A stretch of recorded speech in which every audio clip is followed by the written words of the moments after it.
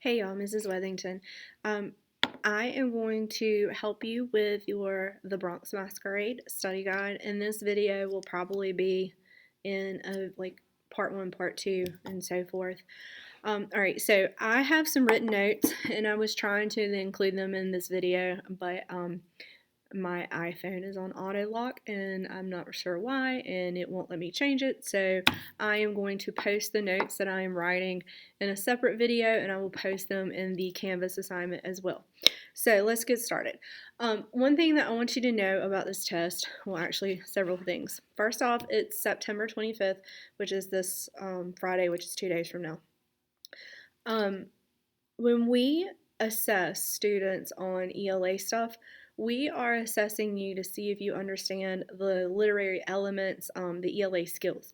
What we are not assessing you on is if you can memorize what happened in the book and tell us your memorized stuff. We want you to be able to analyze. I mean, memorization's all fine and good for some things, but this is more of an analytical exercise. So, with that being said, I want to make sure that you all understand what's going to be on this test. I am using excerpts from Leslie Lucas and Tanisha. Those are the two characters. And now, if you remember, we've only read about Leslie and Tyrone and Lupe. And so we've read those excerpts. The reason why I saved Leslie and Tanisha for the test is because I want to assess you on some of the same concepts that we used with the other characters, like character comparison, understanding how the characters interact with each other, also plot and things like that. So we're going to apply those same skills to these characters. And if you want, you can definitely read their excerpts. It's in the same link that's in the Bronx Masquerade reading 1 and 2. The information that you will need as far as from like the paragraphs from the excerpts and stuff like that, that will be on the test. So like you won't have to memorize it, but if you want to pre-read it and get familiar with it, that's fine. But these excerpts will be on the test. So let's get started.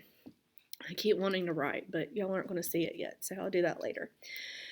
Okay, so one thing that I need you to make sure you understand is the author's purpose in writing, specifically the author's purpose in writing the first few paragraphs for Leslie Lucas. So if you read it here, I'm starting to feel like I know Janelle, at least a little, and Lupe, and Gloria, and Raynard. Before Open Mic Fridays, I hardly knew anybody in this school at all. Big surprise. Okay, so here we know that Leslie is most likely new to the school. She doesn't know many people in her class. She wouldn't know these people the way she does now had it not been for open mic. So why would the author, what is the author's purpose for giving us this information?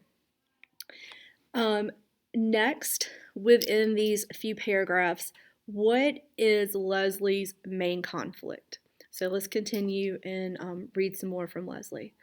What could I possibly have in common with these kids? I must have asked myself that question a million times a day when I moved here. I'm white, they're black and Hispanic. I grew up in Westchester County, they grew up in New York City. I like Sheryl Crow, they like Lauryn Hill, except for Raynard and Devin, who are into jazz. It's like we come from two different planets, but hey, it's not my fault. I didn't choose to be here. If it weren't for Mom up and dying on me, I'd still be back in Ossining. I can't see it well enough to see what the singing, sorry, with my friends. I miss my friends. That's mostly why I hated moving here. I knew I wouldn't have anybody to talk to when it hurts, and it hurts all the time. Missing Mom, I was full up with loneliness for her a few weeks ago. It was one of those moments that came from out of nowhere when you all of a sudden feel something red inside your chest, grab your heart, and squeeze till you can hardly breathe. I was in the girls' locker room at the time, and for a minute, I wheeled around like Uncle Donnie does when he's drunk. That's when I bumped into Porscha Johnson. Okay, so we know that Leslie has a conflict of her mother has passed. She's having to live with her grandmother in New York. She's not from there. So those are some of the conflicts that's going on with her. And then it continues on. Porscha Johnson has the reputation for being a little touched in the head. In freshman year, she'd beaten the snot out of a girl who pushed her too far. They say it took 4 people to pull her off of the other girl. Everybody had pretty much steered clear of her since then. This is who I bump into. Hey, watch it, she said. Sorry, I told her. You got that right. Why don't you sorry yourself on out of here? Usually, this would be the cue for me to make myself invisible, but I was hurting too bad and I was not in the mood. I flung my locker door open and spoke between my teeth. I said I was sorry. Now, why don't you just leave me alone? Okay, so now we understand her conflict with Porscha. And if you go on to read, I'll skip here. And Leslie says, I'm sorry, leave me alone. And then she was like, I'm having this bad day. My mom died. And Leslie said it without even thinking about it. And then Porscha surprises her when she's like, well, my mom died too. And you can read in here as well. So anyway, those are some of the conflicts that Leslie has going on. One other thing I want to point out before I stop this video and make another one. In the sentence here, let's see, where is it? I flung my locker door open and spoke between my teeth. The way that the author uses the word flung, what is the use of flung? What does that say? Connotation, stuff like that. Why would the author choose to say I flung my locker door open instead of I carefully opened my locker door? What's the difference about that? That's something else you'll need to know.